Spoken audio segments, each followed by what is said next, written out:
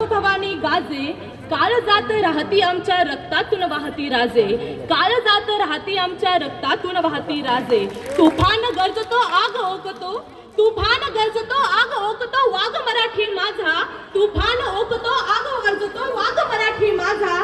सन्मान राखतो जीव झोकितो तुफान मराठीचा राजा, सन्मान राखतो जीव झोकितो तुफान मराठीचा राजा. मित्रांनो, माझ्या महाराष्ट्राचा इतिहास कोणी गैरांनी लिहिला नाही, तर माझ्या महाराष्ट्राचा इतिहास लिहिलाय शाहिरांच्या डफानं, घोड्यांच्या टापानं, तलवारीच्या खणखणाटानं, घड्यांच्या गडगडाटानं, डोंगरांच्या हिरव्या पिवळ्या शालीनं, सह्याद्रीच्या ढालीनं. राजा गडावर पोचले, सुखानं मर्द म्हणून गोडखिंडीची पावनखिंड करणारा बाजीप्रभू देशपांडे असते. कोंढाण्याच्या विजयासाठी रक्ताच्या थाराळात कोसळणारा तानाजी मालुसरे असेल. मानेवरती तलवारीचे तीक्ष्ण टोक असतानाही बचेंगे तो और भी लढेंगे असं म्हणणारा माझा दत्ताजी शिंदे काय, आणि मुघलांच्या कटेकोर बंदोबस्तातून मुघलांच्या अंगाचा थरकाप उडवून सोने पळून नेताना त्यांच्या मुघलांना पाणी पिताना पाण्यातही दिसणार माझा संताजी धनाजी काय. हा माझा महाराष्ट्राच्या मातीचा इतिहास आहे. आज 19 फेब्रुवारी 1630 ला महाराजांचा जन्म झाला आणि 3 एप्रिल 1680 ला महाराजांचा मृत्यू. अगदी 50 वर्षांचं हे आयुष्य, परंतु आज 350 वर्षांनंतरही आणि येणाऱ्या कित्येक पिढ्यांसाठी प्रेरणा म्हणून आमच्या तुमच्या समोर उभं आहे. आमच्या तुमच्या अंतरंगात अगदी उजळून निघालंय. या कीर्तिरूपी आयुष्याची मशाल अजूनही पेटलेलीच आहे आणि या अंधारूपी वाटेवरून चालताना एक प्रकाशाची वाट हे 50 वर्षांचं आयुष्य करतंय. हे आयुष्य आम्हाला सांगतंय तुम्ही नियोजन करा, ध्येय बाळगा. हे आयुष्य आम्हाला सांगतंय तुम्ही निष्ठा बाळगा. हे आयुष्य आम्हाला सांगतंय घ्या आई वडिलांच्या स्वप्नांचा ध्यास, आणि हे आयुष्य आम्हाला शिकवते आत्मविश्वास. हे आयुष्य आम्हाला सांगते घ्या धैर्य, आणि हे आयुष्य आम्हाला सांगतंय ठेवा गाजवा शौर्य. म्हणूनच छत्रपती शिवाजी महाराजांच्या पराक्रमी आयुष्याजवळ समोर जेव्हा आम्ही नतमस्तक होतो ना, तेव्हा त्यांचा विचारांचा आदर्श घ्यावा लागेल आणि येणाऱ्या पिढीला सांगावं लागेल, बाबांनो आपण महाराजांचा जय जयकार हा बिंबीच्या देठापासून करूच, पण त्यांच्या विचारांची वाट देखील धरू.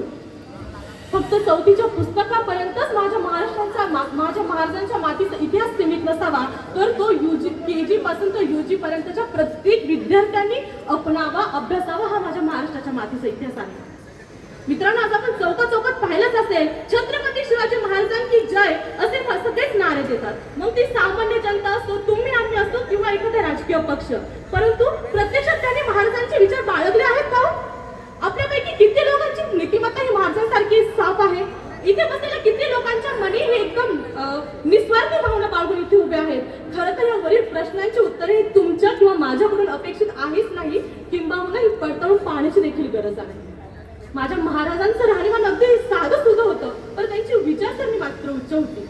महाराजांचे अगदी छोटे छोटे कार्य जे राहायचे मित्रांनो, त्याचं सुद्धा मार्गदर्शन एकदम सूक्ष्म नियंत्रण करते. महाराजांचा जन्म झाला तो गुलामगिरीच्या काळोख्यातच.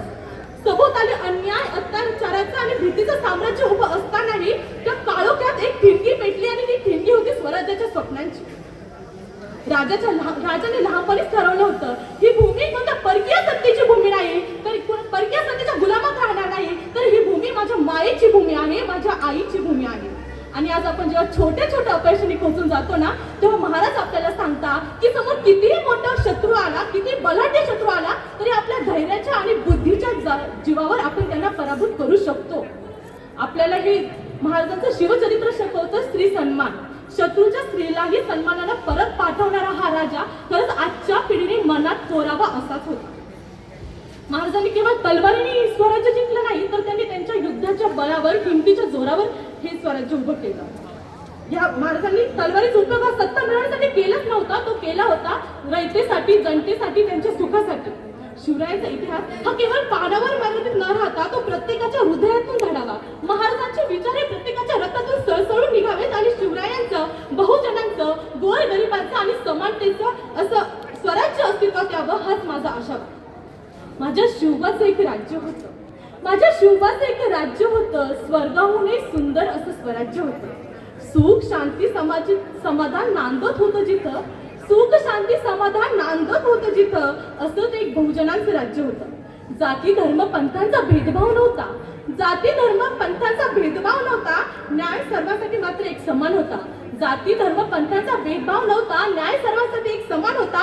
न्यायासाठी प्राण गेले तरी चालेल, मात्र अन्याय कोणी सहन करत नव्हता आणि अन्याय कोणावर होऊनच देत नव्हते महाराज. राजांचा राज्यकारभार असा होता, गवताची काडी, गरिबांची माडी आणि स्त्रियांची चोळी बांगडी महाराजांनी सुरक्षित ठेवली होती. स्वतःसाठी जगणारा हा माझा राजाच नव्हता हो, रयतेसाठी जगणारा हा राजा होता. अशा या राजाला मी त्रिवार अभिवादन करते.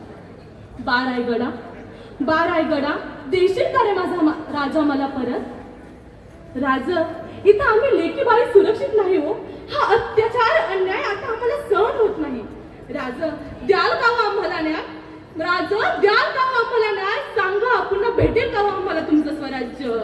आज असं वाटतंय की तुमची चौरस शिक्षाच योग्य होती. सांगा ना रायगडा, देशील का रे आम्हाला आमचा राजा परत? देशील का रे आम्हाला आमचा राजा परत? जय शिवराय, जय शिवाजी.